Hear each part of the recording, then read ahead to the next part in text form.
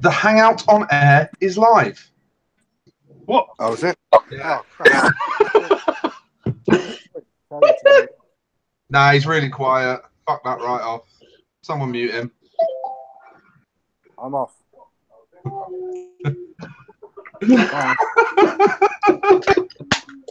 And take two. Good evening, ladies and gentlemen. Welcome to Vape Talk UK, episode 134. Something about pulling out. Oh, yeah. Yeah, we've got a bit of a one tonight, haven't we? It's probably going to be a bit controversial. It's going to involve a lot of opinion and a lot of debate and a lot of like masturbate? Well, there's going to be 5 of us, so that counts as a mass, I guess. So yeah, we probably want to get on with it fairly straight away because we may not even have time for boner boards and all that. So should we do some hand checks? Let's do some hand checks. Go on then, Chandler. What you on this week? What I'm on this week? I'm getting one on ready. I'm on. Pretty much what I was on last week, except there you go. I've got the Serpent SMM Suck My Mod edition. I'm loving this tank. Is it actually good? It's actually good. Yeah, single coil tank. Yeah, I'm loving it. Nice. I've got the airflow down to about a third open. It's quite an airy thing. But yeah, no, I'm loving that. And in there, I've got. It's not that bottle. Where's the bottle? No, it's not that one either. It looks like that, but it's cookie dough ice cream. I've got the cookie dough ice cream. The plume blue stuff. Yeah. The plume blue cookie dough ice cream. Yeah, it's gorgeous. I love it. It's my favorite at the moment. And I'm just about to change the bottle in this one. At the moment in here, I've got what was it called? Luscious Linda. Isn't that your stripper name? A bit of a giveaway, but it's a sweet strawberry flavour. So yeah, quite liking that one. It's a bit on the sweet side for me, but I've just got these. I haven't seen if Dale's watching. Thanks, Dale. These were waiting for me when I got home, so I'm about to put the hazelnut Yorkshire Barista. I've just nicked it up and shook it. And I'm about to put it in my bottle and stick it into my squat box. Team free shit. So, fantastic! So I'm going to try that. It smells really nice. Coffee, hazelnut latte. I think it kind of. I think it's going to taste like what it sounds like, really. I had a bunch turn up today from Dale, and because I wasn't there, Martin opened them and vaped them. You're joking. Yankee fucker. I am a bit gutted today because my CKS icon. I love this little mod, and it's busted. So iconic. That is supposed to clip there and lock the batteries in. It appears and the tabs there to lock the batteries in. It's not. Hasn't got the batteries in. Tonight.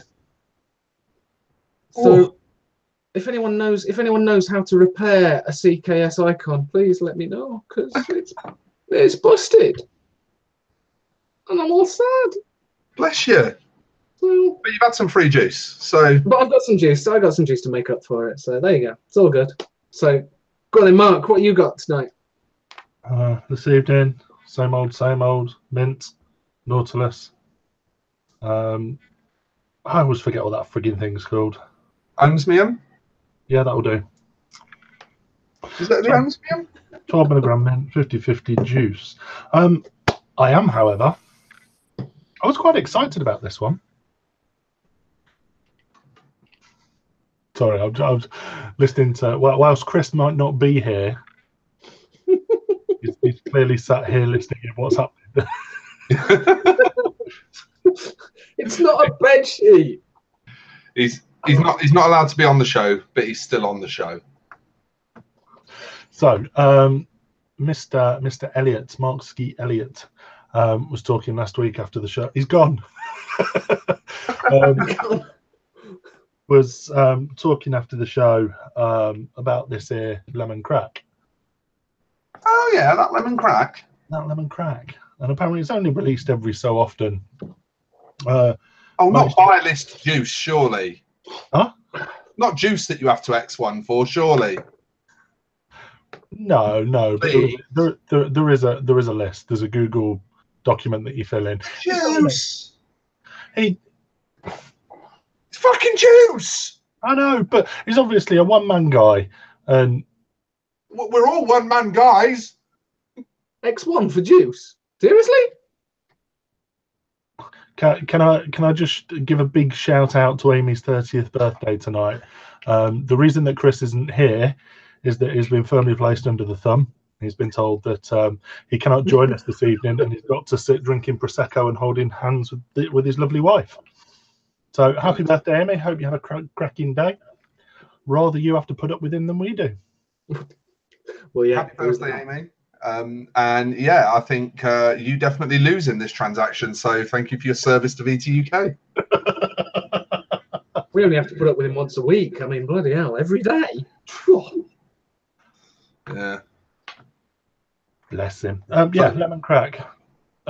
Managed to get myself 100 bottles. No, it's a guy that made it for himself, and then when people tried it and liked it, he offered to make batches for people. He is a great guy. Yeah, Mark White, cracking guy. It tastes like Locket, lemon Locket, and I'm really enjoying it. Badger says, "Can Amy have a birthday every Tuesday?" So I mixed it up at 20%, 80-20, and I'm really enjoying it. I've actually got a mech out. You're vaping it on a mech? On a mech. Crikey, Nora. I know. But no, I thought it was like a eucalyptus-y sort of thing. It tastes like Lockets. I'd have thought that'd be more like a mouth-to-lungy sort of thing.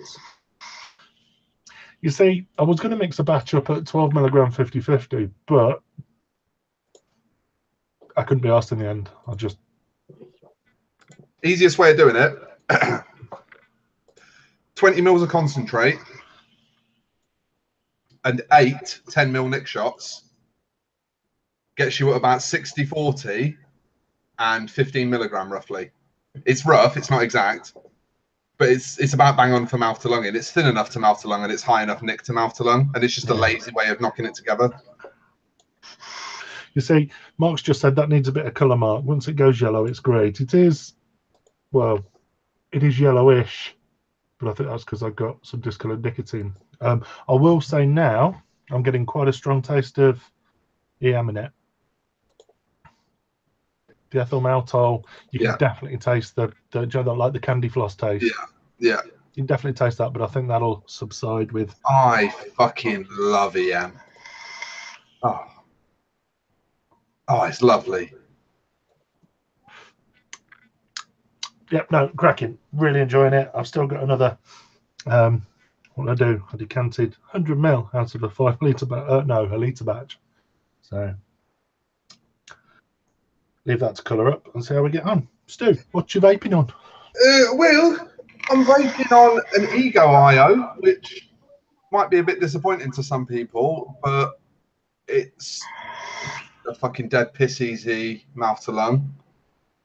And I just needed a dead piss easy mouth to lung this week, so I grabbed one of these. My others were all just sort of being a bit fussy for various different reasons. I couldn't be asked to re-weight my Berserker.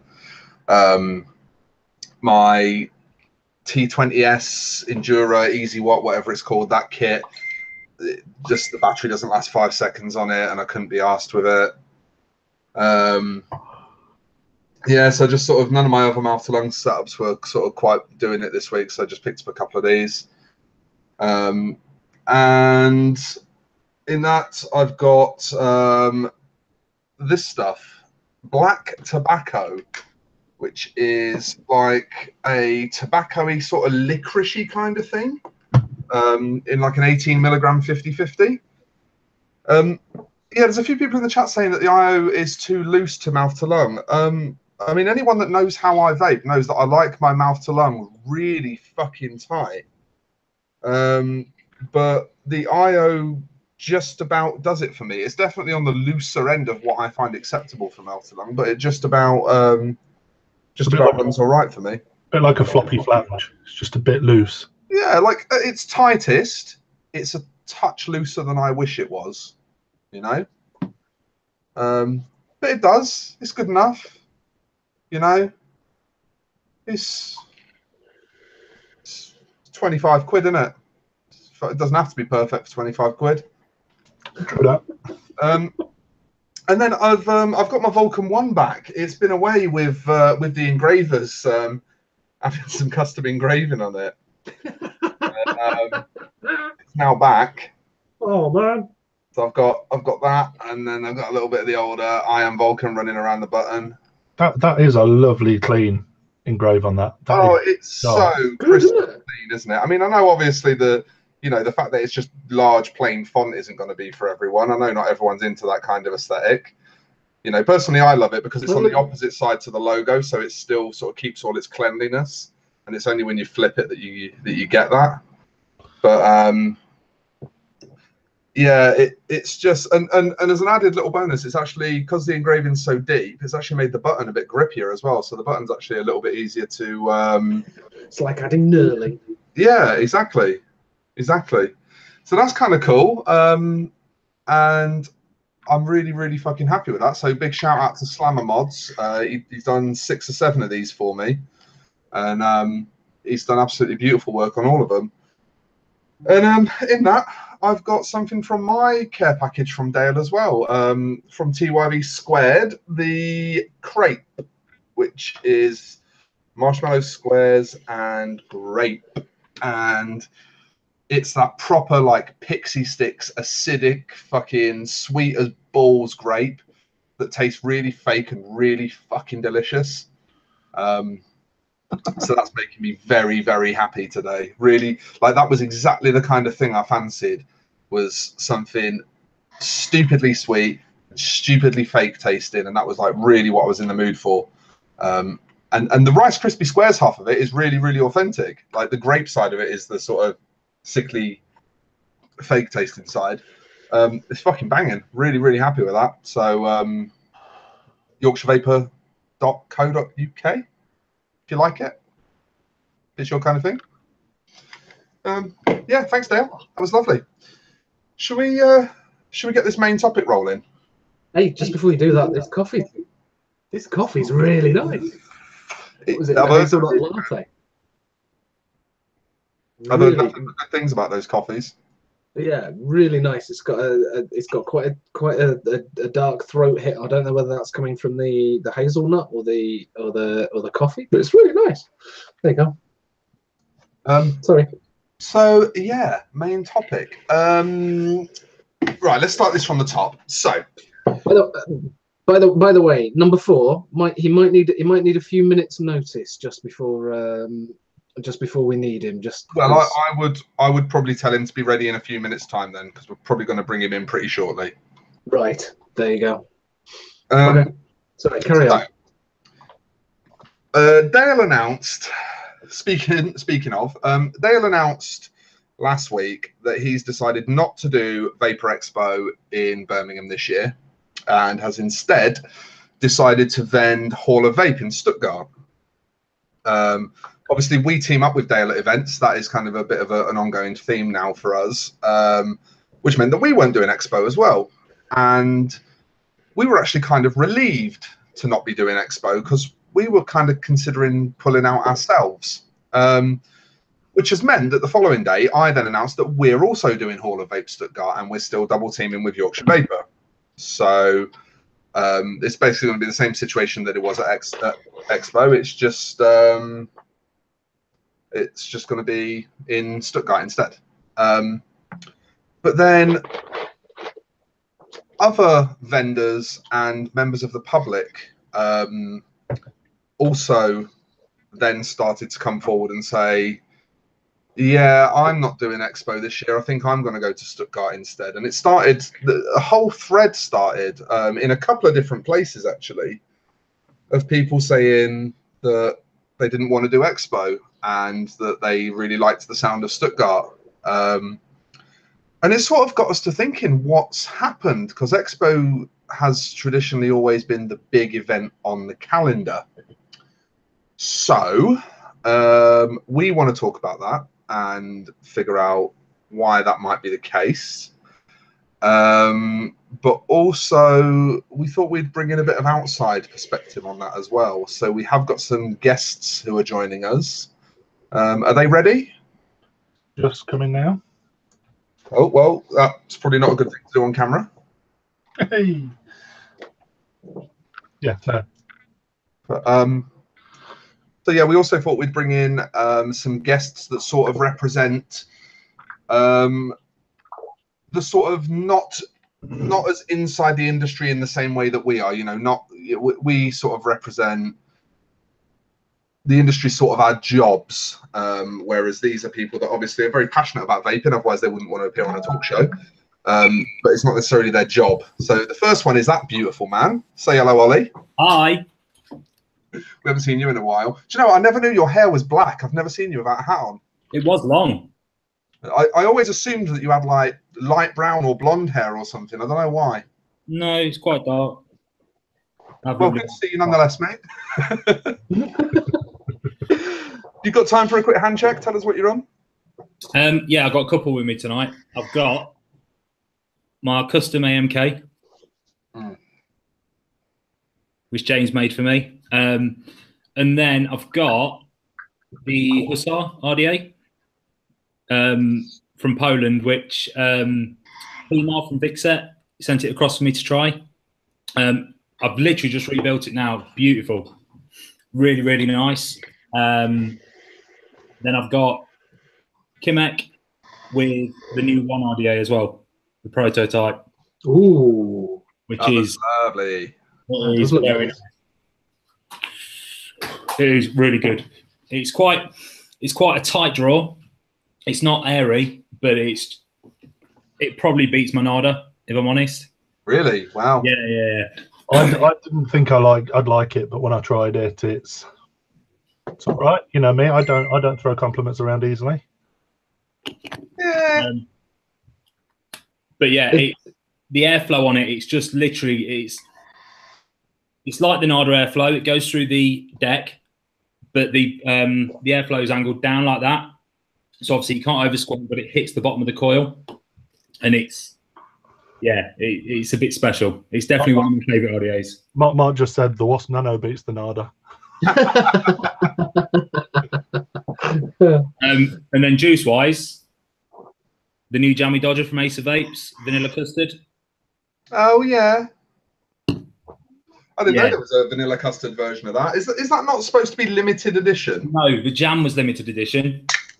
And then they brought out blueberry, caramel, and vanilla custard.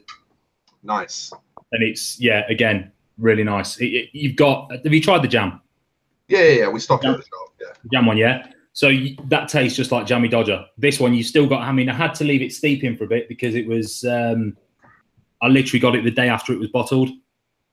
So I've left it for about a week and a bit, and yeah, you can really taste the biscuit now and the custard. It's very nice. But yeah, that's literally what I'm vaping on tonight. Those two. Come on then. Where's this other guest? He's coming. I think. Whip him. He's ruining the show. Tell him. Oh. Hang on. I thought the other guest is for our next topic. Oh, is it? I thought this was all one big topic. No. The other topic is the other thing that we're going to talk about. What other thing? I thought it was all one big thing. No. Oh, you completely spun me out now. I haven't. Oh no. Well, we better get on with it then, haven't we? Check your chat. So Ollie, why don't you tell us first, as a consumer, why are you going to an overseas show instead of the premier event on the UK calendar? Well, it's changed a little bit now. I am still going to Stuttgart, but I've been to every single Expo since the very first one in 2015. Right. And I was still going to go to Expo. I'd booked my hotel already, and I was ready to go. And then I saw a few people going over, and then in the last few months, I've become really good friends with P-Mar from Vixet, with the caps, and we were talking. And I was like, you know what? And then I spoke to Rage, and we were like, should we do Stuttgart? So we looked at the prices, and in fairness, it's cost me about 30 or 40 quid more than Expo would have. Yeah, it's very, very reasonable. Yeah. Yeah, we've been looking ourselves. So Can I just assume that because I'm feeling a bit lost with this, I'm assuming that Stuttgart is on at the same time as Expo. yes. Weekend, yeah. Same weekend, same date, everything. No, it's just the Saturday and Sunday. There's no Friday. But the Right, B2B is done first thing in the morning each day instead of being a set day on its own. So the general public don't get in till 12 each day. Right. I'm with you. Basically, it's clashed with the Expo. Yeah. pretty much. It clashes with Expo. Also, provisional footfall is much, much higher at Stuttgart, I believe. Apparently, it sounds like it's a bit of a traveling to point for a lot of European vendors. Seems like it's a bit of a, you know, with Germany sort of having land connected to it on all sides, it tends to be a country that people are willing to drive to from other countries. Oh yeah, you've got France, Belgium, Netherlands, all around that side. Then you've got Austria and what have you. So Switzerland, yeah, dead easy to get to. Poland, which has obviously a huge scene that is very hampered by legal red tape. Yeah. So yeah, I mean, I think from both a consumer and a vendor's perspective, it's a bit of a traveling point. But yeah, what about you, Mark, as a vendor? Because I think your take on it was kind of similar to mine, wasn't it, as a vendor? Yeah, I don't want to be unfair and say that. How can I word this? I'm not going to turn around and say that the last show was shit, because it was far from shit. Okay, I was disappointed. It feels as though all the UK shows I've been to recently have all been diluted a little bit. I don't feel you get the same hype. I don't feel as you get the same. Let's be fair. The industry's changed. The industry has changed. You go back, and I know Paul and Tom as well this week mentioned about, you know, what happened to the good old days? What happened to meets? What happened to, you know, vapors being out for one another? What happened to, you know, companies working together? What happened to, you know what I mean? It does feel as though the industry has changed somewhat, and I think that's certainly reflected in I'm not going to say all of the shows, but some of the shows. Yeah, go on. I was about to say, I think the thing is with Expo is when they changed it to twice a year. Because obviously they had the one show in 2015. Then we thought there was going to be the one show in May 2016. Then they announced one in October. And I just think, I don't know, for the UK, it's the same show within 6 months. It's kind of, you get a bit bored, if that makes sense. One of the big things for me is the commoditization of Expo and the industry in general. It's now, I would never for a second say that Expo is poorly run, poorly organized. I would, because can we just say now we're not Expo bashing? We are. Yeah, no, not at all, not at all. To even attempt to say that would just be wrong. And I don't just mean wrong from a moral standpoint. I mean, you know, it would be provably wrong. Expo is a fantastically put together show, and it takes fucking military precision to do stuff like that. It's a really well run show. The issue is that it exists to represent the market, and the market isn't quite as simple as who shows up to Expo. There's a few things that aren't represented at Expo that are actually quite important. manufacturers and vendors that don't necessarily have the money to spend on stands, either because they're new or because they have smaller business models, that kind of thing, are very underrepresented at Expo. You'll only tend to find a few small businesses, and mostly you'll find large companies, and a lot of them are overseas funded companies. Where that poses a problem is that, as we all know, and as is plainly proven on a daily basis, vaping is largely cottage industry. It's largely companies comprising of 1 or 2 people doing something that they're very passionate about. As companies get larger, they have to approach business in a different way because they have more people to be responsible for. And so things like marketing budgets become much bigger because they have to hit larger numbers. And so what Expo ends up turning into is the people that can afford to do it are the people that have those bigger budgets, those larger numbers of people to throw at it, those more established customer bases. And it tends to sort of squeeze smaller, newer manufacturers slightly. It tends to put them in a position where they either have to spend way more money than they can afford to be well represented, or accept being underrepresented at the show. You know, that you either end up on the outskirts on a 3x3, or you have to club together with someone else on a bigger stand, which will still cost you a lot of money. The other side of it is that it doesn't represent consumers who aren't interested enough to go to shows, but are very much interested in not smoking cigarettes, enjoying quality products, and, you know, finding out what's actually available to them. They just don't want to do that by going to shows. And so I think you sort of end up, especially for us as a new retailer, you end up, when you go to Expo, sort of feeling like you're not really with your audience. You know, that's certainly how it felt for us. It felt like the majority of the people that actually stopped and spent time with us at our stand, the vast majority of them were people we already knew before the show. And it almost felt like we were a little bit out of place there, like it wasn't really for us as a new hardware manufacturer. Yeah, I get what you're saying, but I think as well, location within the show always plays a key to that. Mm-hmm. Yeah, I accept that, definitely. If you're, and I understand that, I know why Dale moved his booth, but I think maybe if you were the other side of the stage, more in the middle, it might have been different for you as a vendor. No, I think we got, to be fair, pretty good footfall. You know, I'm not disappointed with the footfall, with the sales from that weekend. I'm not disappointed in the slightest. I just don't think the Vapor Expo is the same as it used to be. Yeah, as Tom's just said, it is what you make of it. It is completely.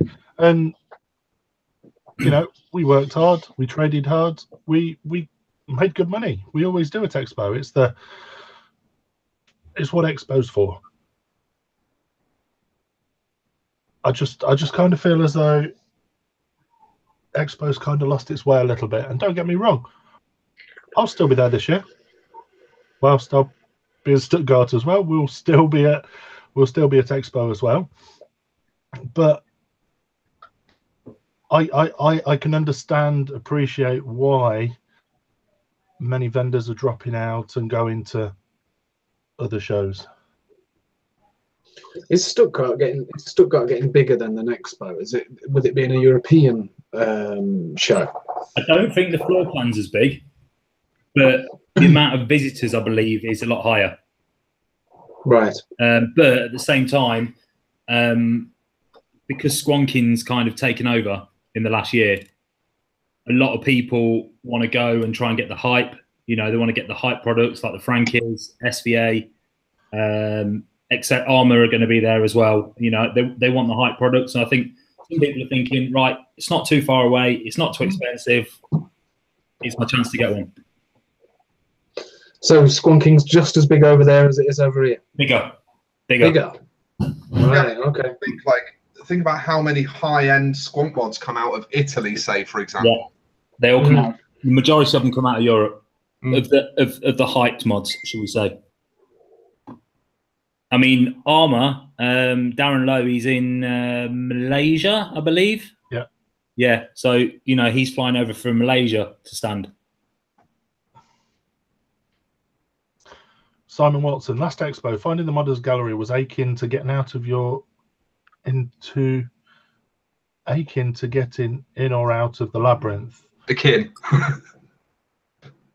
It was akin to getting in or out of the labyrinth. Yeah, a lot was confused and hard to find specifically. You know, I know. You know, it wasn't. I know that the Modders Gallery wasn't. It was an afterthought, wasn't it? You know, there was a lot of people that were, you know, couldn't afford to stand. You know, it's a lot of cottage industry manufacturing by themselves. They haven't got the budgets that Smock have got, that Innikin have got, that all the big boys have got, all the big players have got. So as an afterthought, they kind of gave them that room, didn't they? Charged them a small amount each to cover the fee. And yeah, they were there, they existed, and it was good that they did exist. Same with Jam. There's the Modders Gallery. But from what I understand, for, you know, these smaller guys to stand at Stuttgart, nowhere near the cost. So they could afford to take a whole 3x3, for example. I mean, the cost side to people that want to exhibit, obviously I don't want to talk figures because that's a bit unfair to people involved, but I think it's fair to say that what I'm paying to do Stuttgart, including flights and accommodation, will cost me about half of what doing the same at Expo was going to do. Yep. And that's factual. You know, it's not, I had a price to do one and I've had a price to do the other. I know my figures. And I think, you know, it's like Coop said, you know, the hobbyist atmosphere seems to be disappearing from Expo. I think for a company like mine, the hobbyists are the people who I'm trying to appeal to. You know, the hobbyists are sort of, they're the people I like to socialize with, and they tend to think on a similar wavelength to me. And I really miss that. And I think that's why I tend to love Fest more than Expo, and why for the last couple of years I've enjoyed Fest more than Expo. Because Expo seems to just be a lot of burly dudes in vest tops with tattoos going stand to stand and seeing what they can get for now. Whereas Fest seems to be somewhere that you can sit down on the grass, have a beer with someone and talk about what they're excited for coming out, and, you know, what they love about this new mod that they picked up, or what they love about that new RDA that they picked up. Or the difference is they're very, very different beasts, and I appreciate that. I respect that. You know, I wouldn't miss Fest. I would never miss Fest. I love Fest, whether I've been there or whether I go there as Joe Public. I will never miss Fest because I really, really, really enjoy Fest. It's a different audience, though, isn't it? It is completely. And Expo is never going to be Fest. Expo is commercial driven. It's driven by the big boys. It's driven by big money. Well, one of the biggest parts of Expo is the fact they have a full day dedicated to B2B. So the first day of the event is purely aimed at shops, mainly, who will be stocking the stuff. So the folk that want to be there for that sort of thing is like, right, who can I need to get my juice line, I need to get my mod, I need to get whatever it is out there and in the shops. And it's a great way of getting of vendors, shops coming in and seeing what stuff they've got, what they can stock, and try it. I agree with that, but at the same time with Expo now, B2B Day, yes, it's quieter, but you can buy a ticket now for B2B Day. So it's not strictly business to business. Anyone can kind of get a ticket for it now. Yeah, the VIP tickets covers B2B as well, doesn't it? Yeah. I just want to address something interesting that Tom's just put in the chat as well. He said, how do we grow a hobbyist market in the general public if we jump ship? And I think that's a very interesting point because I think it shows logic viewed from the wrong end of the problem, in my opinion. The issue that we've got is that the more the market has grown in the UK, the market has organically grown rapidly over the last 5 years in the UK. The issue is that the more the market has grown, the hobbyist space has actually been shrunk and pushed out to the margin. The issue is that the people that got into this industry for the hobbyist side of it used to have their audience at the center because it was all hobbyists. No one went to shows unless they were a hobbyist.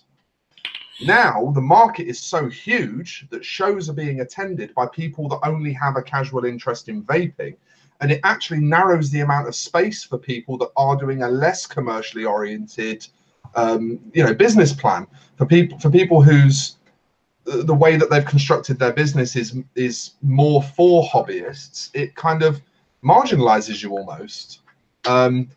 So I think it's kind of looking at it from the other side, that you can't grow a hobbyist market in a market that is built to marginalize hobbyists. And I think that's why people are now jumping ship and looking at other countries where the hobbyist market is still strong and widespread. I think as well, going back to that, obviously, as a business going out to Stuttgart, you're not jumping ship, you're going to expand your business. Exactly. No one's talking about abandoning the UK. Vape-esque Leicester isn't suddenly going to pop up in fucking, Berlin. Well, I don't know that. It might.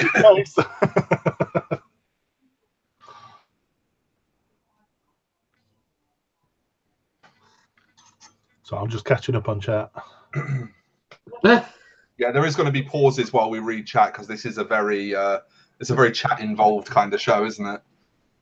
But I think this is the point that has to be paid attention to. Is some of us started up in this business with every intention of being a commercial entity. A lot of companies got into this business to make money.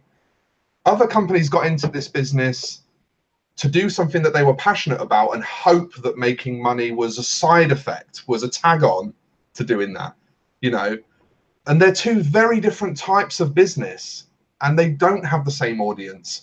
And it's very hard for one event to satisfy both of those types of business. No one's saying that Expo is at fault for not being right for those types of businesses anymore.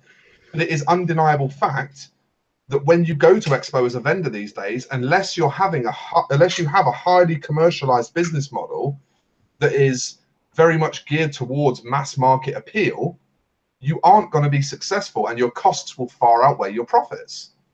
That's just simple business economics. I'm finding it interesting because I don't have a vape shop.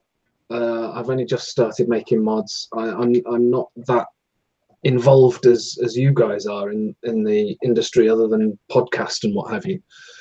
I've just started a new day job and going out to the smoking area on my breaks. I've noticed there's as many vapors now as there are smokers. It seems to me to be about 50-50. However, I've not seen anyone with a squonk.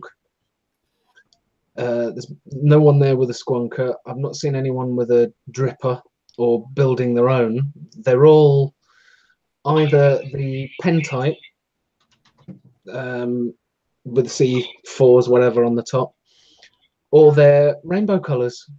Interestingly, the smock style replaceable coils. And that is very much the mass appeal side of the market. That is a product that is made for that customer.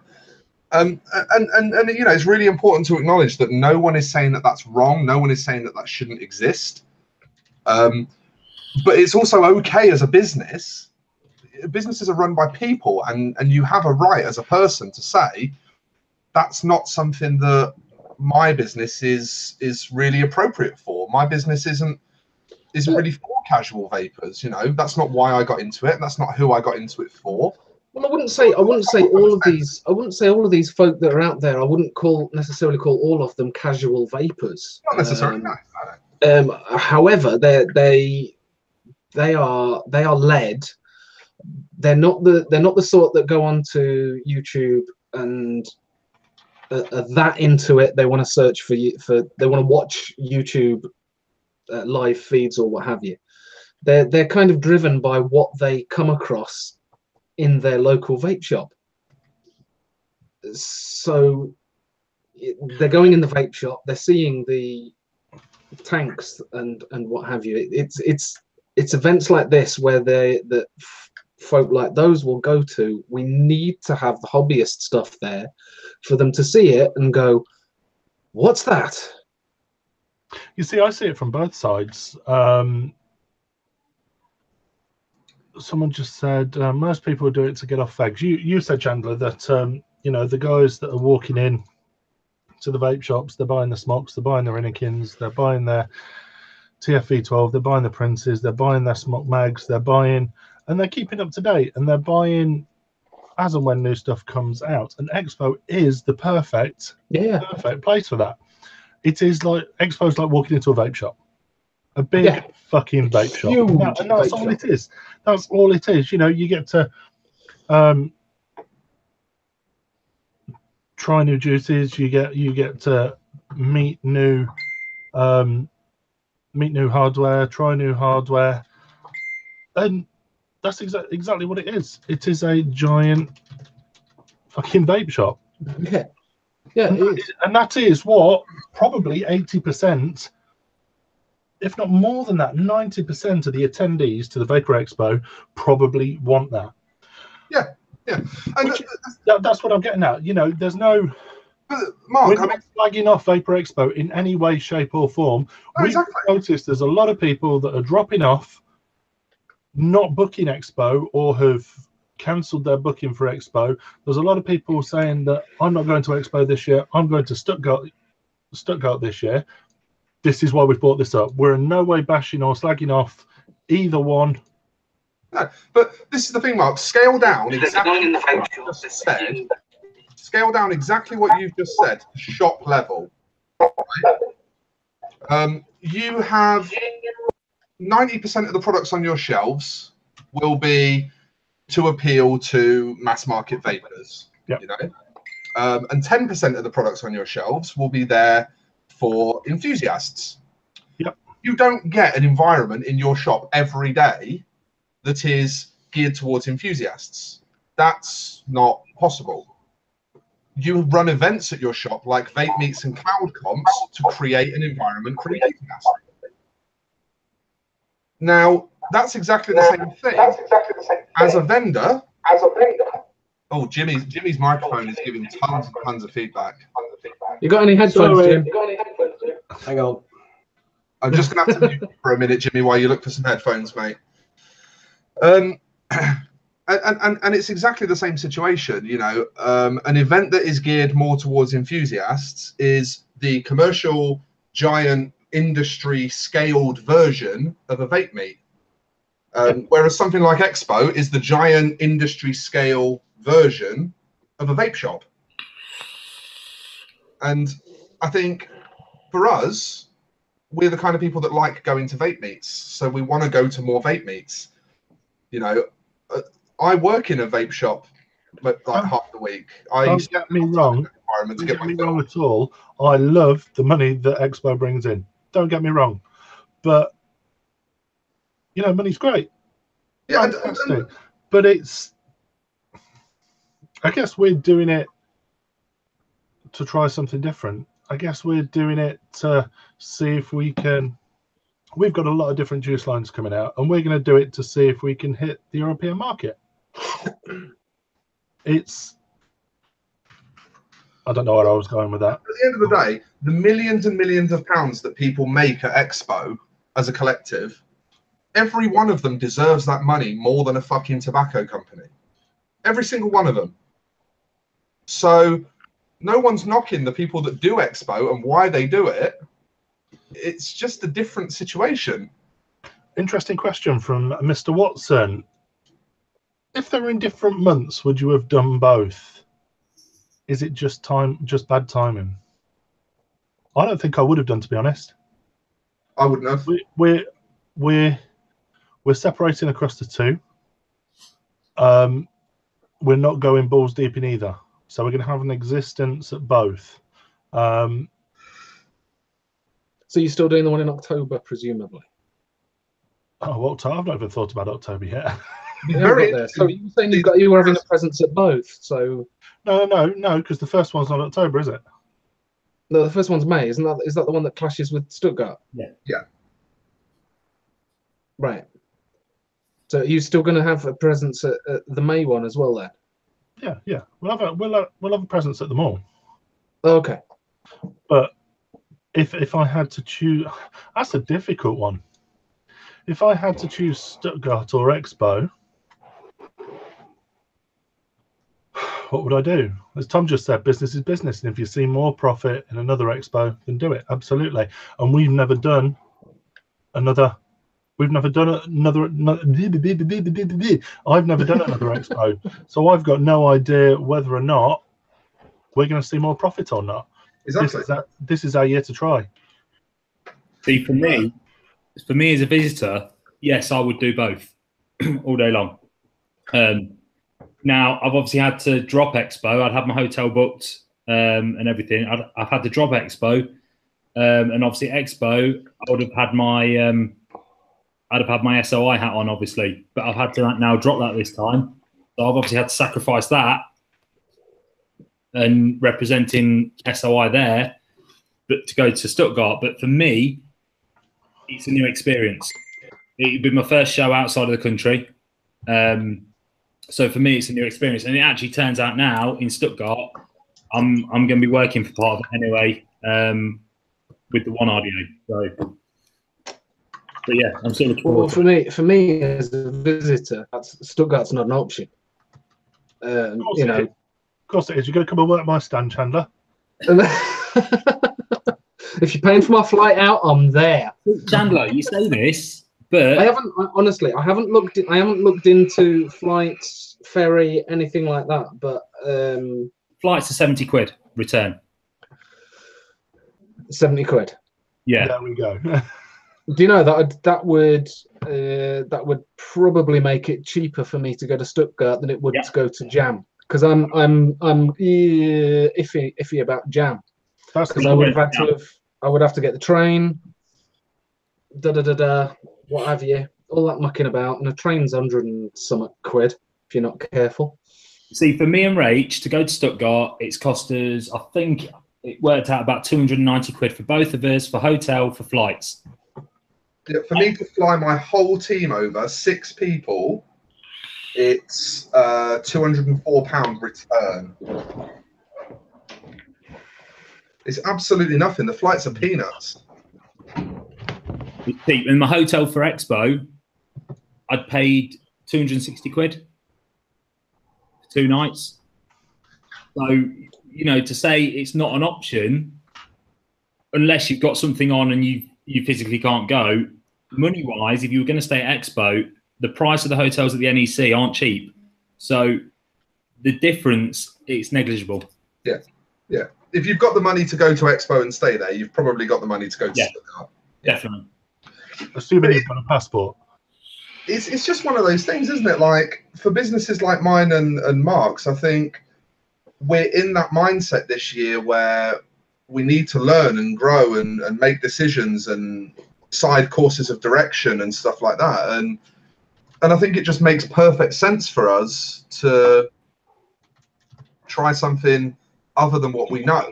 See, just going to the chat a minute, Mark's just put his hotel for Expo in October was 400 quid for 2 nights.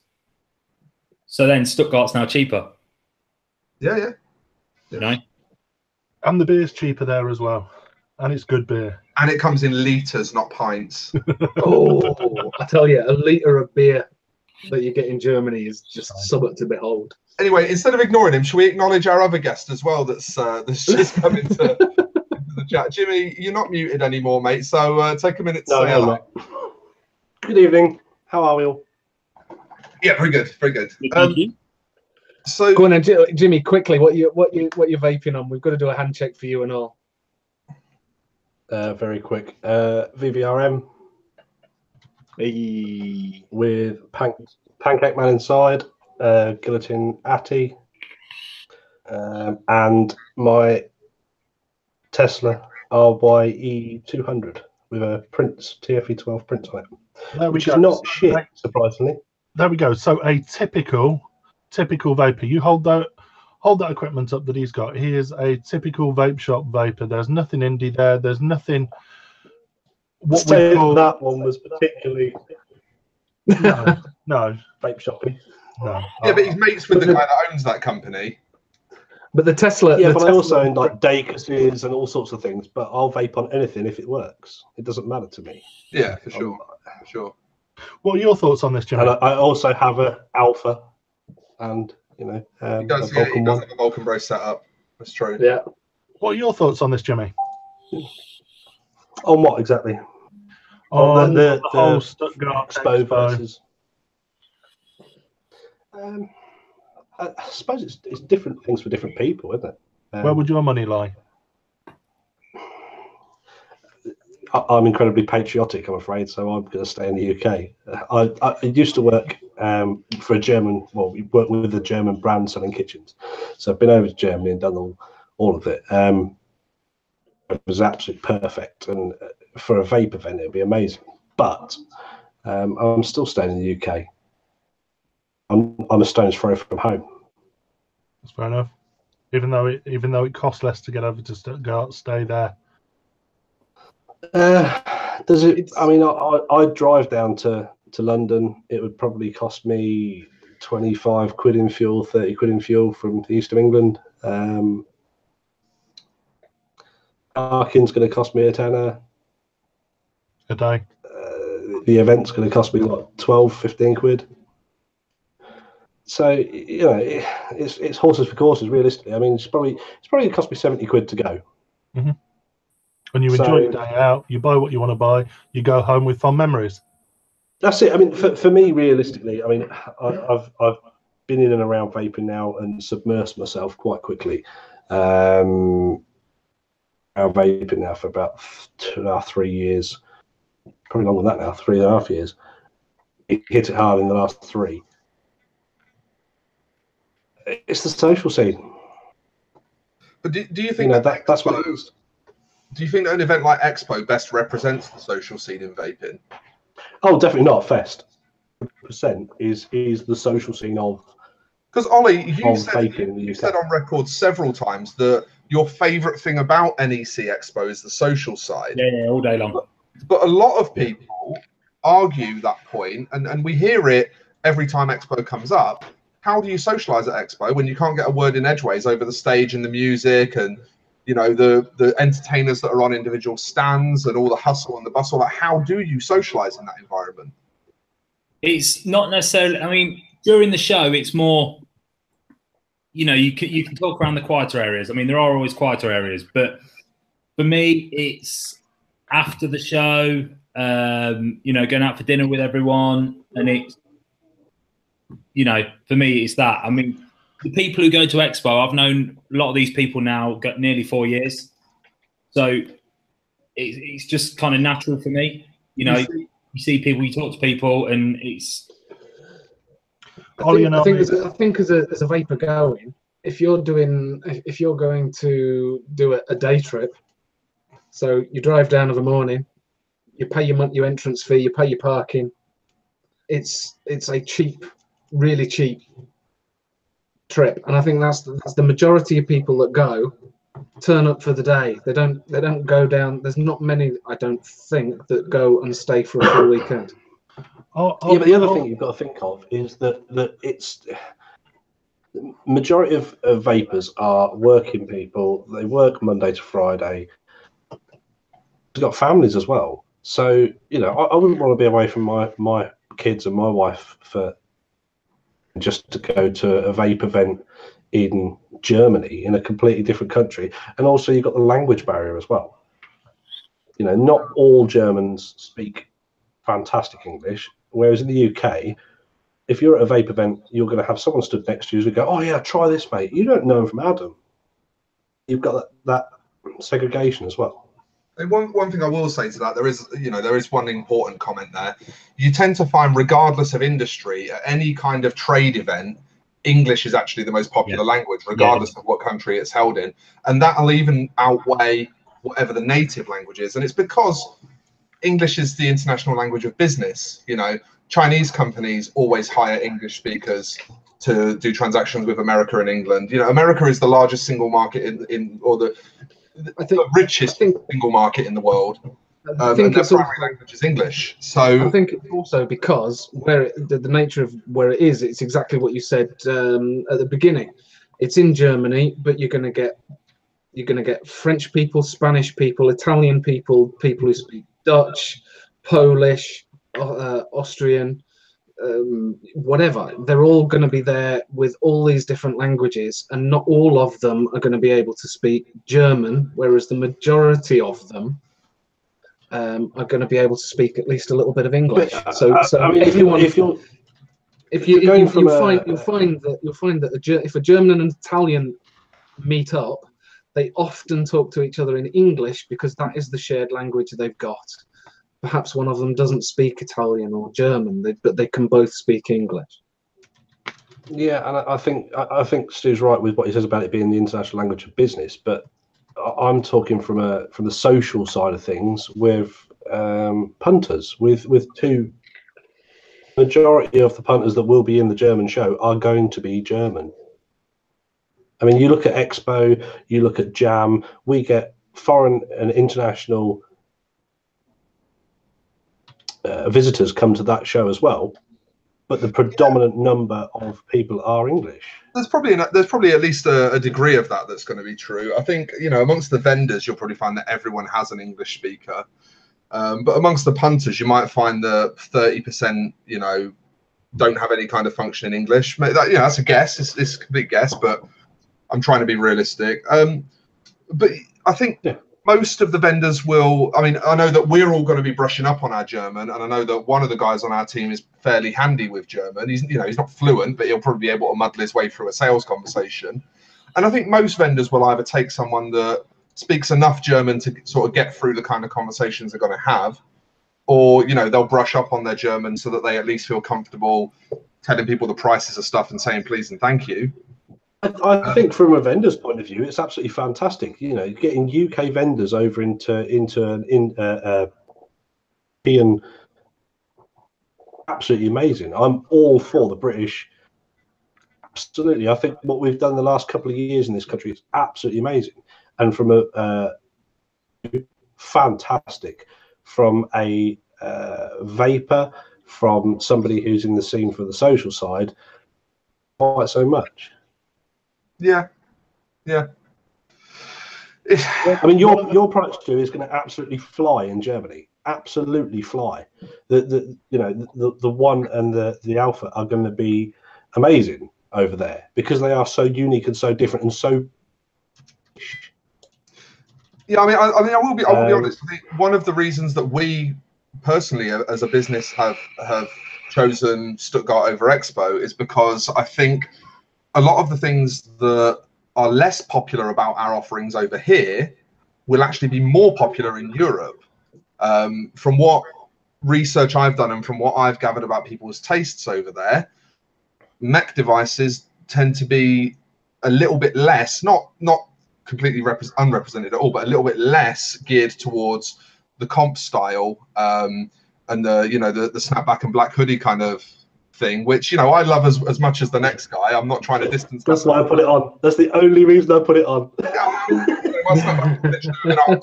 You know, the only hoodies I own are black. Like that totally is part of my thing as well. But it tends to be more the sort of mature. I don't really know what the right word to use is, but the type of vaping that's popular over there is a more sort of relaxed approach to vaping and not such a kind of, you know, aggy kind of, you know, it's got to hit as hard as fuck and it's got to take fucking 25 batteries in series and it's got to have a fucking 96mm build deck on it and I want a yard of airflow either side. You know, it's not that kind of vaping. It's not, because it's a bit more refined, but that's the same with everything in Germany. Everything's that little bit more refined. It's not so much I'd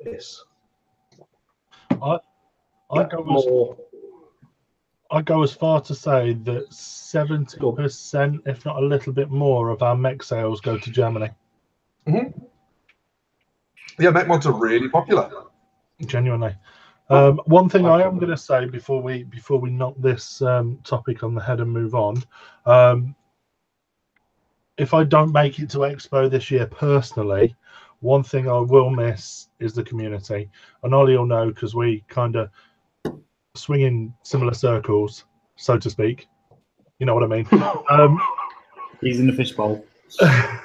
You know what I mean? It's two times a year that we get together with people from across the pond, various different ponds, and we'll book out a Chinese restaurant and we'll spend the night. This is getting worse, isn't it? We'll spend an evening together. And we all share rooms. Exactly. With flowers and champagne and chocolates. Exactly. You've been, haven't you? Is Leslie invited? Mark, they just don't understand, mate. They don't understand. It's fine. Bros before hoes, guys. Bros before hoes. I completely understand, and that's the whole reason why I enjoy the events that I go to. It's the social. Yeah. Last year, I bought one bottle of juice, and I spent the rest of the time chilling out, hanging about with the guys that I know through vaping and some new people. And then we went for a beer afterwards in the Wetherspoons outside. It's fantastic. That for me isn't a vape event. It's not about listening to drum and bass at 1,000,000 decibels and walking around with bags full of free shit. Jimmy, how many expos have you been to? 4. And if you go back to your first one and compare it to the last one, yeah, similar, very different. Obviously, all the people I know within the vape community now, and I didn't socialise with them as much as I do now. But as far as from a vendor's point, I think the show's got bigger. I think the show's got bigger, but then it's become a little. As with anything that grows to that level, you've not got the same one-to-one that you always had, and you've not got quite as much of a tight grip on everything that's going on. So it did feel a little bit less organised. Diluted was my word. Diluted, yeah, perfect word. See, Mark, just going on to our first expo we went to, I think we stayed about 2 hours, didn't we? If that. Yeah, but it was in that tiny Pirelli centre, wasn't it? We had a good day. There was it was Expo, but on a lesser form. They'd still got the stage. They'd still got the free shit throwers. They'd still got. But it was in a scout hall. It was. But if it was in that same building now, with the people we know, and if you weren't vending, I think now we'd have stayed all day now, wouldn't we? You know what I mean? And I get what Jimmy's saying. Like when you don't know people, it's a bit different. And some people will literally go to Expo now for an hour or so, walk around, go home. Yeah. And the first one I went to was I've only been to 3, so it was October 16. The first one I went to, and the stage was in the middle. Yeah. And all of the stalls, all of the stands were around the outside. But no matter where you were, you could still see the stage. So it felt that the stage and the social bit in the middle was the focus of it, and everything else was around the outside. It was only the last one. The stage was at the back. It was in 2017 where they've actually moved it out of the way. Yeah. May and October, they just chucked it right at the back of one of the halls. Yeah, but do you think that was a good thing? Yes and no. Yes, it gets rid of all the people just going to catch the free shit, but at the same time, being on the stage, giving stuff out, you didn't get as many people there because not as many people knew stuff was happening. If that makes sense. Whereas when it's in the middle, you've got a lot of people, and from a business side, it's better for the business. I mean, yes, people are just there to get free shit. They don't care who's on stage. But I think for the mass amount of people when it's in the middle, it's a little bit different. Yeah. It's better. Mark, do you want having to said that, having the where the modders gallery was, that bit was really nice and quiet and chilled. Yeah, That's because no one can fucking find it. It was a bit tough.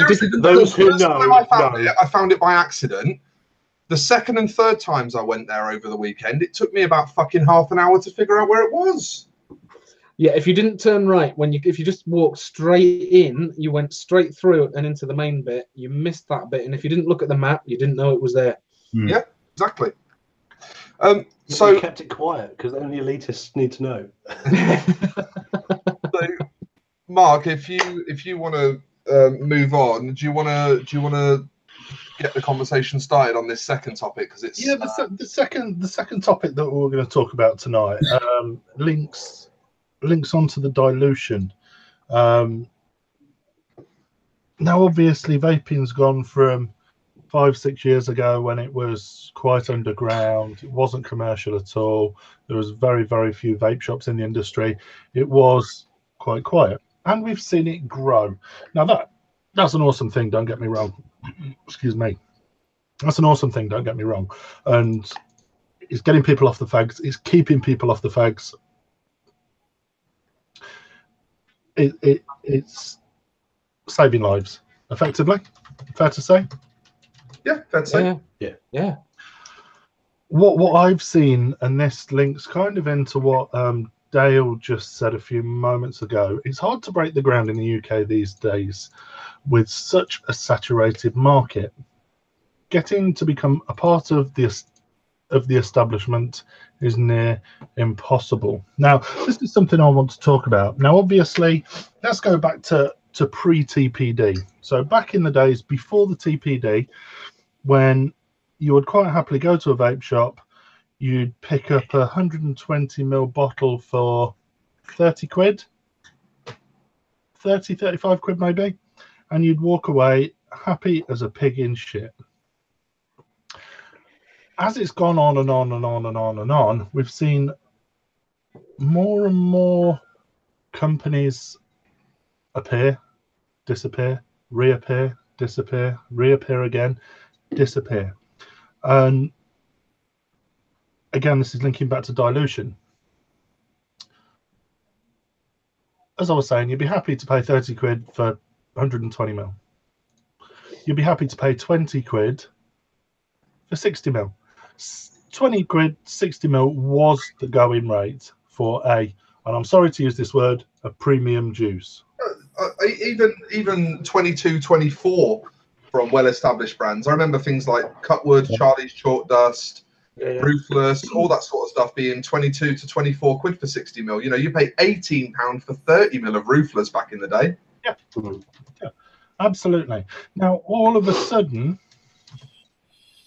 I've seen it, obviously, being in the retail market. People come in, they take one look at a 20 quid bottle of juice and go, I ain't paying 20 quid for a bottle of juice. Fuck that. I could get that from Cash Generator for 12 quid. Do you know what? First thing I'd like to say is my problem isn't with people arguing over the price. It's their justification for their argument. The issue that I have is that I hear it all the time. 20 quid for 60ml, you're fucking criminal. You're ripping people off, mate. 20 quid is taking a fucking piss.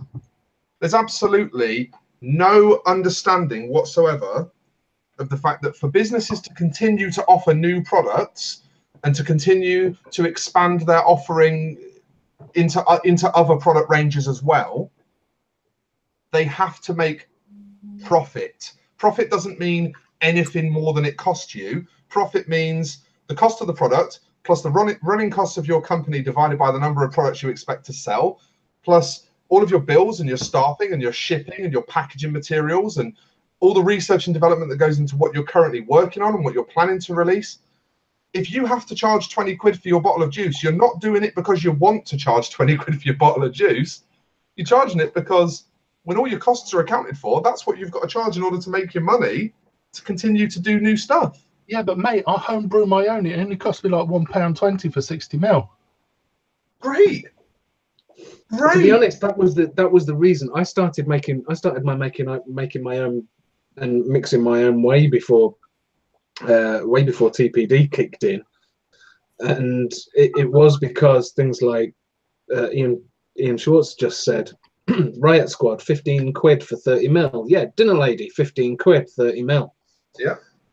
I'm going, I can't afford. Yeah, Ollie, I've seen £5 Yeah, when I was, started getting into my dual coil tanks at that point, sub-ohm tanks, I could blow through 30 mil in a day. 15 quid a day. I was looking at, cigarette prices. But here's the thing, Chandler. You've just said it there, like, I can't afford to vape juice at that price. If your reason for not being able to buy juice at that price is that you can't afford it, that's fine. People make budget offerings for people that don't have the budget. People make juice that is one concentrate, sweetener, a very, very plain, easy and cheap to produce label that's got a lot of white in it, a very, very, mass market bottle in a big bottle so that the price per mil is really, really cheap. And people have been doing that since the start of juice.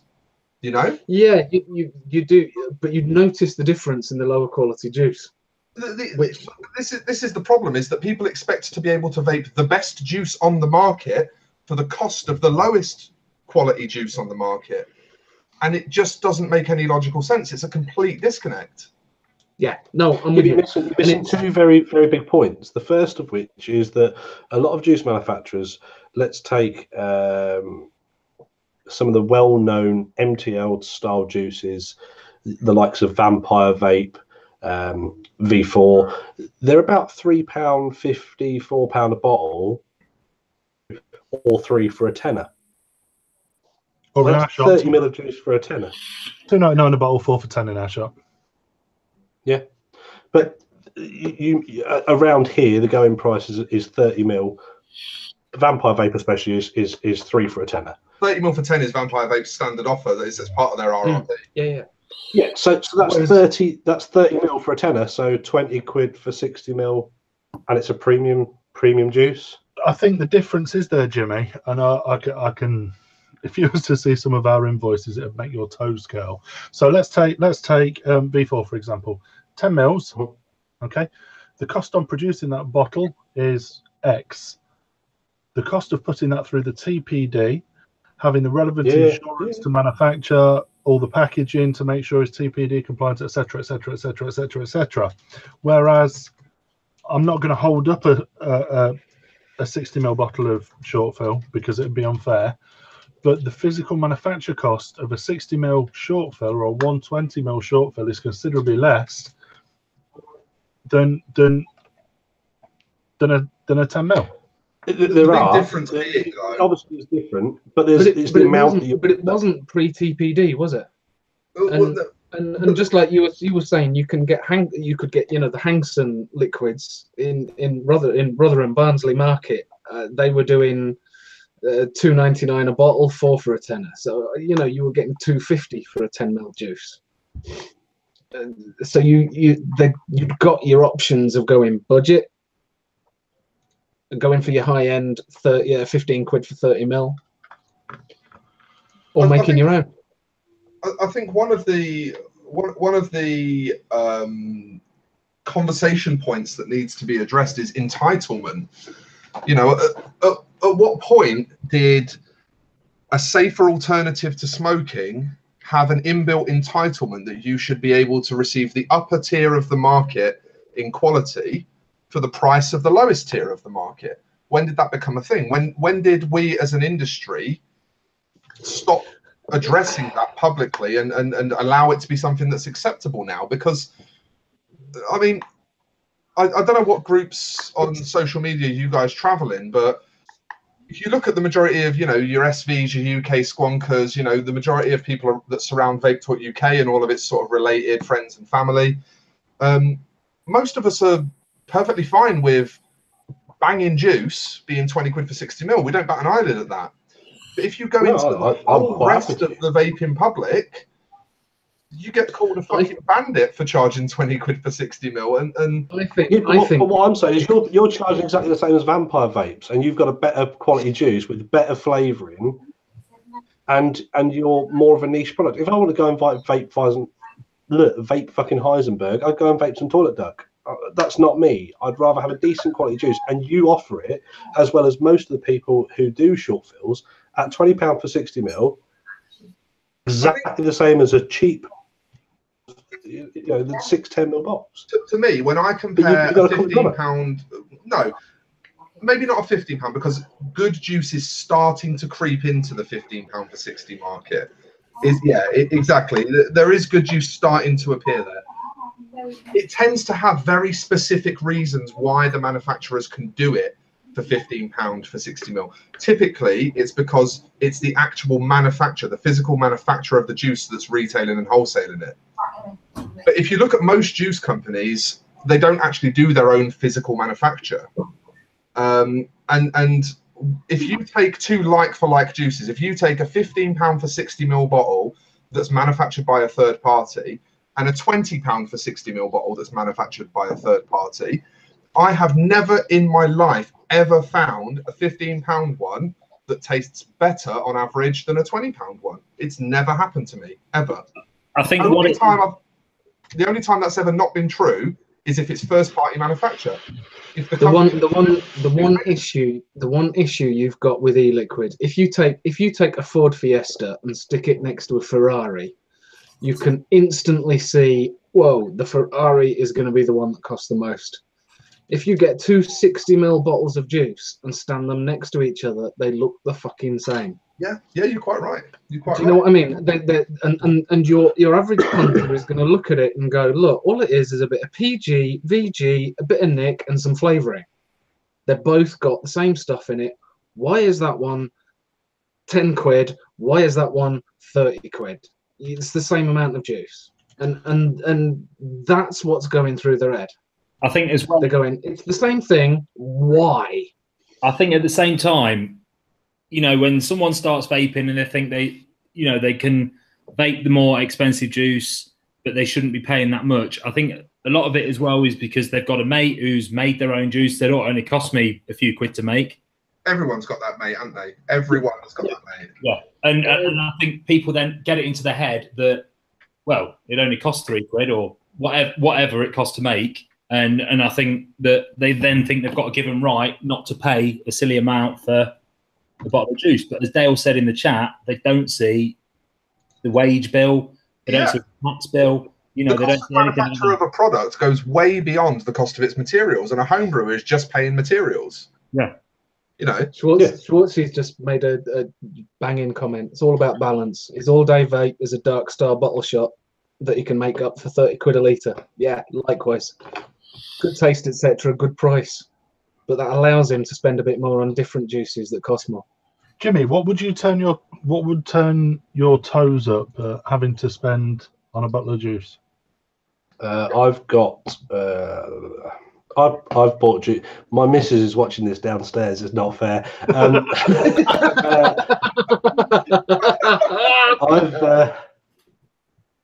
in the past spent upwards of 35 quid on 60 ml, and I've paid it happily because of the juice. And that for me is, if you can taste the juice and it hits what you want it to do, it doesn't matter, because the way that if you can't sell it in this way, then there's something wrong. How long will that juice last you? Now go and get the same time frames with the fags. They're £10 a packet. The 60 ml bottle, even if you vape 10 ml a day, it's 6 days. That's 60 quid worth of fags you just bought. And this has got all the health benefits kicked in it as well, and it's a flavour you enjoy rather than tasting like you just licked the back of a ashtray. Typically, yeah, and I've done that. I've done that as well. And when I've bought a more expensive bottle of juice, it's lasted me, because I tend to go, right, I'll just have a tank full tonight while I'm watching telly, and then go back to one of my standard juices. It's kind of like that. When I used to have the odd cigar, I would buy cigars. I wouldn't smoke cigars all day. but once in a blue moon, I would have a cigar, enjoy it. You know, it's yeah. And I used to spend a treating fortune yourself on to something. cigars. I mean, I've got a friend Yeah.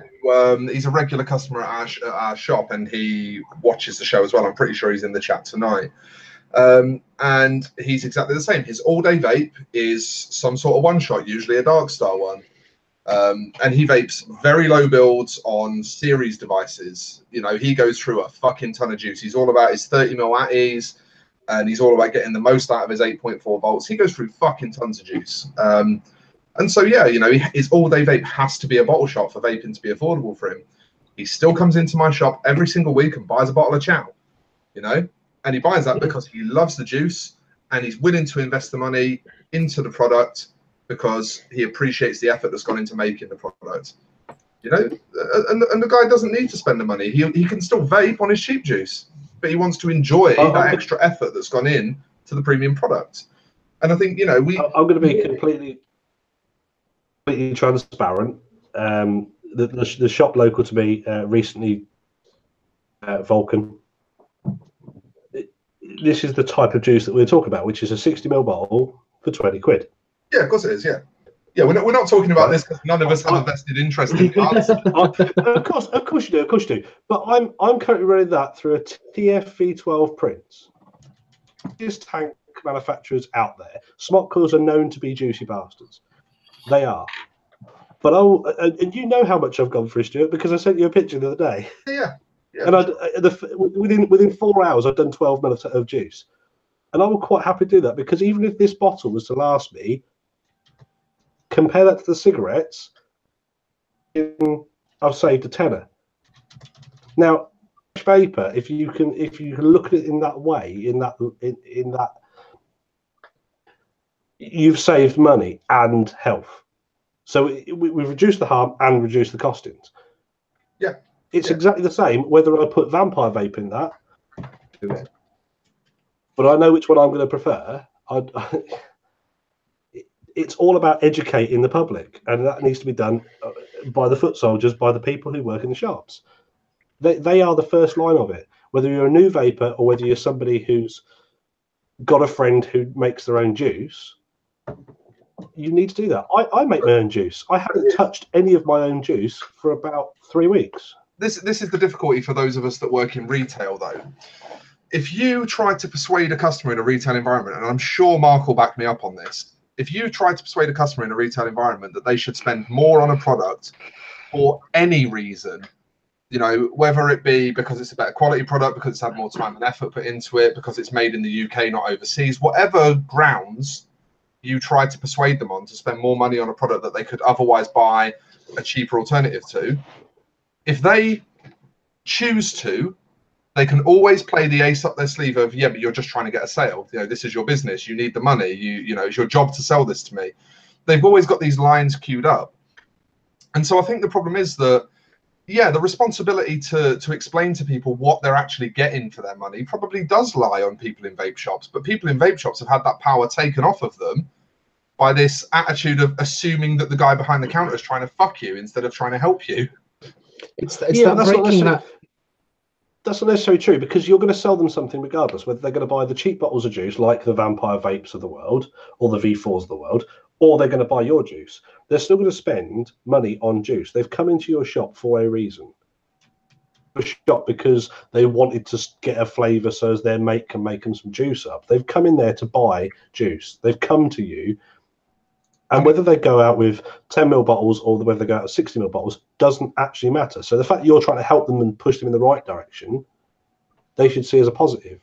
Just to illustrate how extreme this situation is getting and why I think it's so important to talk about. I encountered a juice. I'm not going to say where or how, but I encountered a juice last week that it's a 3 flavour. Oh, there's more than 3. I think there's 6 flavours in the range. And every one of them overlaps at least one of its flavors with another flavor in the range. So the whole range altogether has probably got about 12 concentrates in it. So there's, you know, they're really simple flavors. They're very high in sweetener. And they retail at £15 for 120 mils, including the Nick shots. And that is from a massive UK distributor that is very well known, you know, household name in the industry, and they've put that product to market knowing that it's cheaper than most people's 60s for twice the amount of juice. But that's what we're being pushed. Yeah, but is it good? The shop that I saw this juice in had 5 bottles of each flavor on the day it came in. The following day, they only had 5 bottles left overall. 3/4 of their stock that they bought sold in the first day. Now, yeah, but a lot of new juices, when they go into a retail shop, will go straight away because people come in and buy them. It's the after sales. It's the continuation of that. They might restock tomorrow and not sell another bottle of juice because the people who vape that stuff have gone, well, it's cheap, but it was shit. What else you got? But this is the point. I was talking to people that were interested in this juice, and one of the overwhelming things that I actually heard was, well, at 15 quid for 120 ml, it doesn't have to be good, does it? So people get it on the bottom end of the scale, yet the same people don't get it at the top end of the scale. It's getting the people. Yeah, but they need to. It's getting the. They need to buy the juice and try and vape it for a week. Yeah, it's getting the people to switch over from the into the hobbyist side of things, isn't it? Because I remember when I was purely using it as a giving up smoking. It's like, why the hell do I want to spend 15 quid on 30 ml when I can buy 60 ml for 12 quid in 10 ml bottles? You know, it's getting someone to actually try it and notice the difference and go, ah, that's why it's 15 quid. But it's getting that mindset to go from, well, I don't want to spend 15 quid on 30 ml because I can have 60 ml for 12. Does that make sense? We how can I put this? So we've, with our ranges, we've put ourselves right in the middle of the market. Everybody in this room. Jimmy, did you win some Jeffreys? No, I didn't win Jeffreys. I won.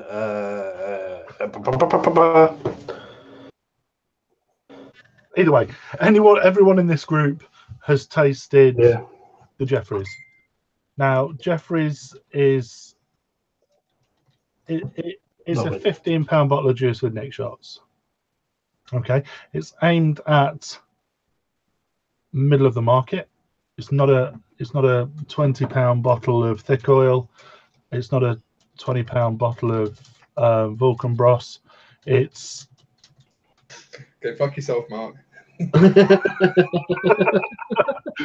you want me to say it? I've got no interest in it. It's a really nice juice, but they're nice, simple flavors. But that's what we. I can't see chat. They're not. They are what they are. You know, we're aiming for middle market, but we have got other ranges coming out, which, as we're saying, 120 ml for 15 quid. And I can assure you it's got nothing on the quality of the juice. The quality of the juice is still there. It's all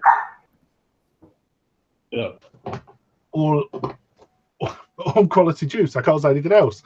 You know, it's made in exactly the same way as the £15 bottle of juice, just with lesser cost on the concentrate. I mean, one of the things to bear in mind as well is, you know, cost of manufacture does scale if you produce bigger bottles. To make 120 ml in one bottle doesn't cost twice the amount of making 2 60 ml bottles. No. Even if you remove the extra bottle from the equation, it still doesn't cost twice the amount. No. You know, Mikey Vapes is, in chat has hit the nail on the head. You can buy own brand cola for like 17p for a 2 litre bottle, but people still buy Coke or Pepsi because it's better. They prefer it. Yeah. And it tastes better. Yeah, you can buy supermarket own brand for A pittance. Yeah. I mean, I will only buy Coke Zero or Pepsi Max. I will only buy those two brands of cola. I will not buy any others. Even other premium brands, you know, even Fentimans. You don't even go for the Panda Cola then, you know. Literally the only cola I will buy is Coke Zero or Pepsi Max. You know, and that is because no other product tastes as good as those two products to me personally. It has got a premium on it compared to the. But I also don't think that logic always seems to translate into the vape industry. I actually think a lot of our general consumer logic seems to get lost when it comes to vaping, and I think that's why it confuses me so much. You know, we don't bat an eyelid at spending, and I mean, I'm literally talking 10 times the amount on branded cola to unbranded cola. You know, it's literally like 20p for 2 litres versus £2 for 2 litres. And we're absolutely fine with that. We don't question it whatsoever. And I don't think, you know, some Badger said, look at Coke and Pepsi's marketing budget, but I don't think it's marketing that makes people spend 10 times the amount on premium cola. Well, I don't know, because people are quite happy to go in. They will go in. Let's take Dinner Lady as one of the, you know, most well-known brands for vape juice in the UK. People will go into whatever. But people will go into a vape shop and ask for Dinner Lady. People know about it. Right, and why do this is my issue, right? The only reason people think that, and I'm not saying that Dinner Ladies is bad juice. I'm just saying the only reason that people think Dinner Ladies and the way Dinner Ladies has boomed or did boom in the way it did was because they spent so much money on marketing, because they hit the expos hard with £50,000-60,000 stands. They gave away a shitload of juice. It is all fucking marketing. Yeah, if you've got money to make something look pretty, if you've got the money to make enough noise about it, then you're going to win these awards. These awards put your juices on shelves. Exactly, it's exactly how Coca-Cola and Pepsi are in the position that they're at. It's not really any different, is it? You see, I think there is a big difference. I don't know what everybody else's opinion on this is, but I think Coca-Cola and Pepsi have the massive marketing budget, but they back it up by being the best tasting product on the market. Dinner Lady has the massive marketing budget, but it doesn't back it up. It doesn't. This is it. You now need on the market. You need to have 100 juices that taste nicer than Dinner Lady.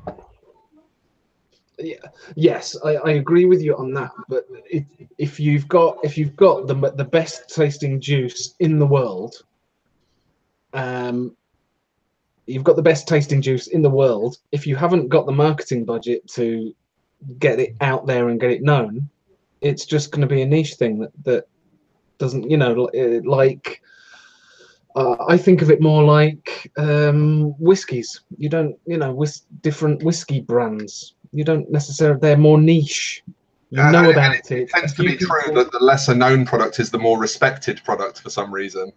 Yes, but they are relying on the quality of the product, but it's not mass marketed. It's not well known by it. It's like you're in the club if you know about it and enjoy it. I think that's the same with vaping, though. Oh, it's definitely the same with vaping. Yeah, I mean, with the whiskey analogy, pissheads don't care whether it's Glenfiddich or whether it's some, you know, they just want to get pissed. And it's the same. You're never going to change everybody to be just vaping on premium brands. There will be people out there that costs £10.50 for 100ml delivered to your door. But then there's the majority of we are in a niche market. I mean, the people. Not every vapor sits watching YouTube and watching this show, watching iOS, listening to the podcast. They don't. No, that's true. You know, 80% of the market is a stick C5 style devices for people who are just trying to get off the fags. They don't care whether it's premium or not. Them in the same way that you would somebody who does squonk, who only uses one-off mods, who's a real Hemo fan. You're never going to be able to sell and get an aim for the same. And I don't think you should, because I think you're just lowering yourself in order to do so, if I'm honest. And that'll lower yourself with the people that you are trying to attract. Tom's just said something there. It's only hyped by the consumers. Now, I don't agree with that, but I think it's close to a very good point. I think savvy minds know how to make a product appealing to the right kind of people that won't necessarily concentrate as much on the quality of it, but will put a lot of effort into shouting about how much they love it. I think there are some very tactical marketing minds in this industry and in a lot of industries that know how to take something that's very mundane, not to say necessarily bad, but just, you know, very pedestrian, and turn it into something very desirable by creating an environment around it that the consumers then go on to expand. But I think that's born with the brand. And I think anyone that's good at brand management should be able to achieve that, given enough time and enough energy and enough, you know, effort. But I don't think it's fair to say that that hype exists solely in the consumer market, because the majority of consumers, for example, I mean, we're using Dinner Lady as our example. I haven't heard a compliment about Dinner Lady from an informed vapor in a very long time. I've heard plenty of people that have never tried it before coming into shops and asking for it, but I don't hear much repeat business for it. I'll tell you what, you give me £1 million, right? I will spend 10 grand on manufacturing juice. No, let's be fair. Let's say I take 100 grand and manufacture juice. I spend the other £900,000 with the biggest, brightest, shoutiest stand at Expo. Pay for every single magazine, full spread magazine articles in the trade magazines. I'll sponsor 5,000 different vapors, give them a shitload of free juice, and I guarantee you'll make a fucking fortune, whether that juice is shit or not. Yeah. Just going on back onto Dinner Lady. You know, you said you'd not heard anyone in a long time say they like it. I actually really like lemon tart. That's the only one I like. It's the only one I like. But no, I do really like it. But Ollie, is it outstanding? Is it outstanding? Is it just okay? It's not outstanding, no. I do like it. I love the lemon tart, but then I got the one shot from lemon tart from Dark Star, and that just wipes the floor with it. Yeah, I didn't like the Dark Star one. Did you not? No. I like lemon tart. Wow. The flavour is so subjective. It really is. I mean, Jimmy and I have got completely different tastes. I like mine more subdued. I'm not so keen on sweet flavours. I like my creamy flavours, my bakery flavours. Jimmy likes sugar coming out of his ears. You know, it likes sugar coming out of your ears. Oh yeah, I thought you said fruit. I'm not a fruit drinker. No. Just nice that you like it sweet, but it's purely subjective and what. That's not necessarily true. It depends on what type of mood I'm in. I think as well, going back to what James said further up in the chat, you walk into a shop as a consumer, you see two bottles of liquid on the shelf. One's more expensive, one's cheaper. You don't actually know the price of either of them, but the branding will appeal to you more, I think, than the price. Does that make sense? So maybe if the cheaper juice has got brighter packaging or it's more appealing to the eye, it catches your eye straight away, you're going to want to straight away go for that. But on the other end of the spectrum, if it's the other way around, you're going to want to go for the more expensive juice before you've even looked at the price because of the branding. So that refers back to the Coca-Cola comment. So branding has a massive effect on it, in my opinion, as well. So I think someone will buy a juice that looks good. This is why a lot of the companies are going for ready established branding. That you know, you see a logo that you already know and already associate with, and instantly you're drawn to it, going, well, Oh, yeah, that one's got to be better than that one over there that just says cola on it, because that is a logo that I know for a reason. Hmm? Absolutely. Yeah. Fantasy's a great example of that. Yeah. You know, they didn't even put They're any. not a fucking great example of fuck all. They didn't even put any effort into making that product not look like Fanta. No, it's identical. They didn't even try and make it similar. It was literally the same branding, just with the A on the end replaced by SI.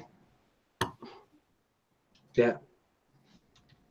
You know, but I think also, you know, there is a strong resistance for that growing in vaping, because people have started to put 2 and 2 together and realize that we'll lose the fucking industry if we allow it to continue.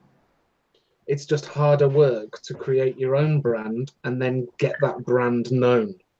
I mean, you've just said how much effort and money Dinner Lady put into their campaign to get themselves known, and things like Riot Squad haven't got up to the Dinner Lady levels, but they're putting a lot of effort into trying to get the brand, get it known as a brand. Aren't Riot Squad owned by Big Tobacco? Pass.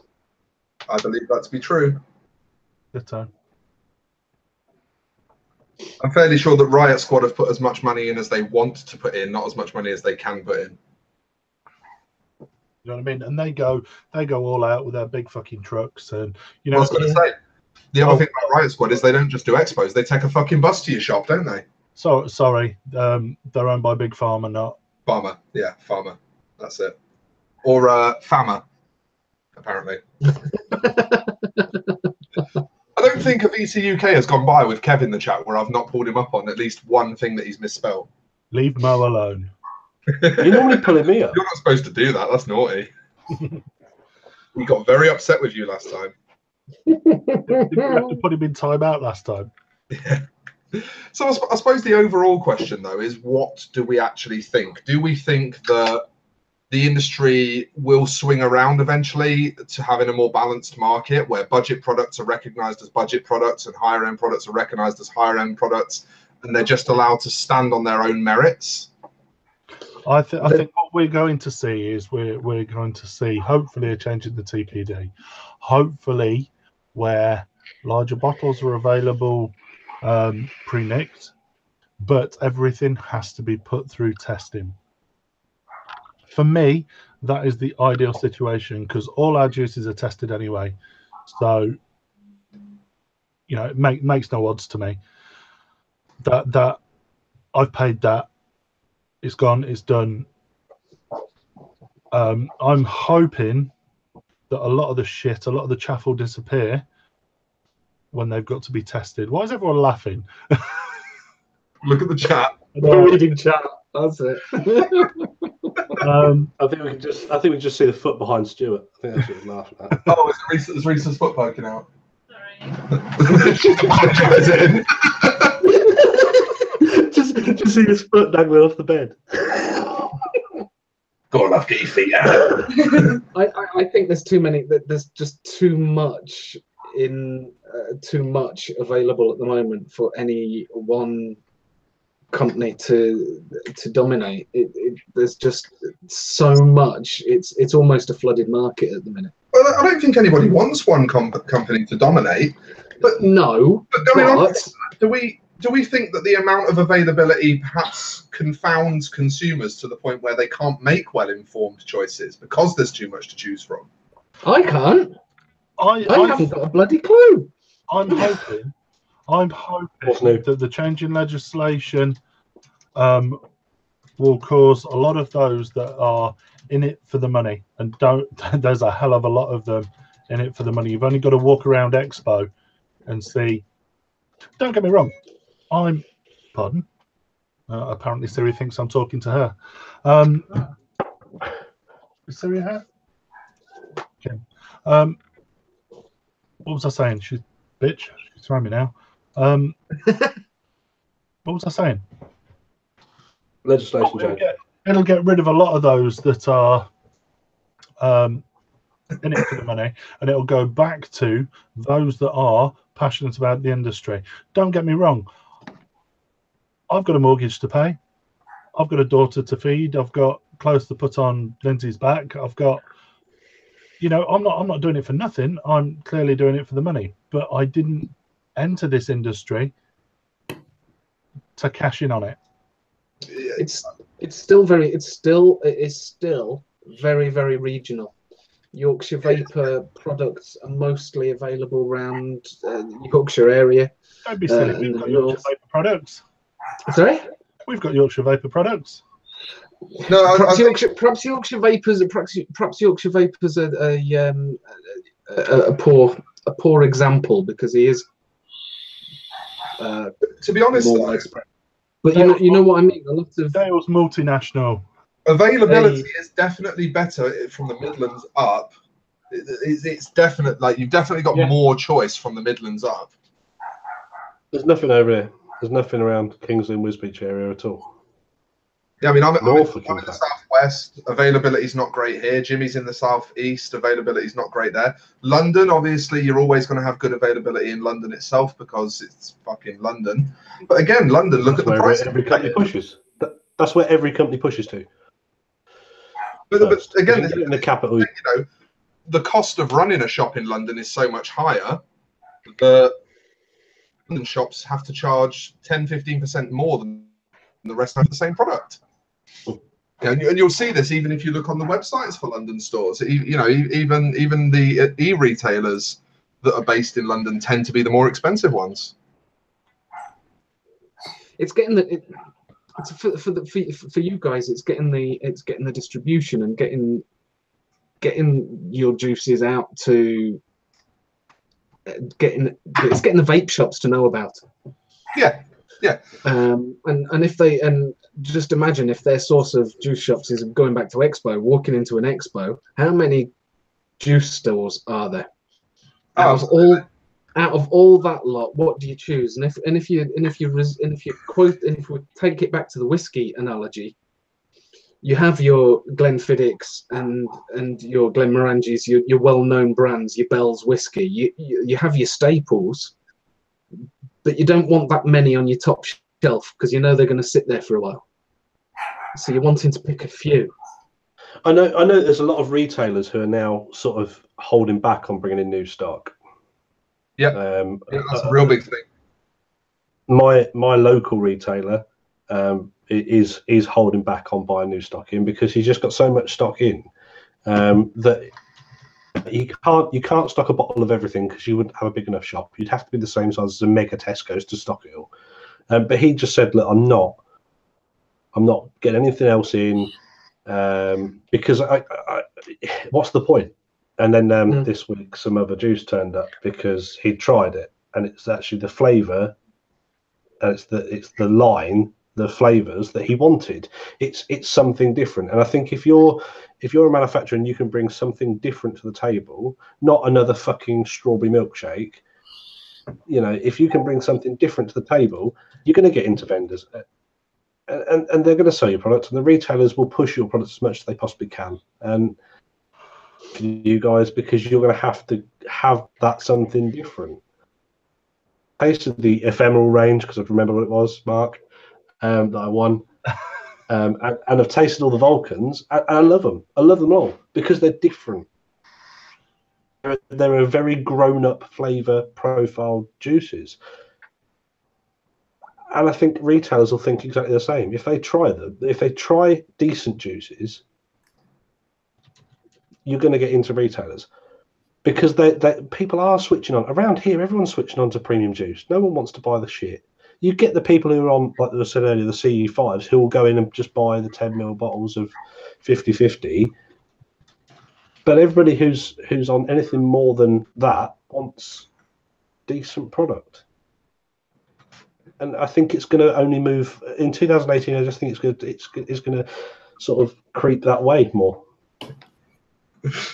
Yeah, I mean, for one, I hope that some sort of movement does start in the industry for just a separation between those products. Let budget products be budget products, and let higher end products be higher end products, and and let consumers decide what they'd prefer. You know, I don't know honestly if that's the way things will go. If I'm being completely honest, I don't think that that's the way things will go. I think that what we'll probably see is a continuation of an expectation for the quality to be as high as possible and the price to be as low as possible. And I think manufacturers are going to be pressured to find new ways of achieving that. It doesn't work though. That market's not sustainable. Anyway, have we beat this to death? Do we know where we stand on this? Do we know how we feel about it? I feel exactly the same. I think the whole vaping industry is a cunt. None bigger than Dale. I will take that. Bye. Oh, are we hanging around, guys, for hangouts? Yeah, I think we're all up for sticking around for a half hour or so. Now, apparently, Yeah, when I put the link in the chat, it doesn't work. So what I'm going to do is I'm going to put a bit.ly in. So if you see a bit.ly code, that's the hangout link. And we'll post it in the group as well. We always post it in the group. Yep. And as I found out earlier, if you don't have Chrome, it doesn't work very well. It doesn't work at all. I guess that's what the hold up was. Are we about ready to wrap it up then? Should we call it a night, gentlemen? I'd like to thank all our guests. Thank you very much, Ollie, for joining us this evening. Look forward to seeing you in Stuttgart. Well, I'll probably see you next week, but thank you very much to Jimmy for joining. Sorry, I'm signing you out. It's your show. Sorry. It's absolutely fine. I was going to do exactly what you just did. You did it so well. You've got a nicer voice than me anyway. Your voice has got a richer tone to it. You know, you sound woody. And if you want to hear some more of Jimmy, then episode 18 of the Vaguely Vaping related podcast. Anyway, thank you. What was that? much. Sorry, vaguely vaping. not that with self promotion or anything. He can't not plug, can he? He can't. No, I'm plugging it. Oh, yeah, come on, I've mentioned Vulcan enough. So massive thanks to both of our guests for joining us tonight. Really appreciate you taking time out of your evenings to, get in on this conversation with us, because it's a topic that we all sort of didn't really know what we felt about, and we kind of needed some outside influence to figure out. So you've done us a massive favor, and it's made for a good show. I'm here to help. We will see you all again next Tuesday. Don't know what we're doing next week just yet, but we'll try and have something just as interesting for you. So thank you very much to everybody, and see you next Tuesday. See you next Tuesday, guys.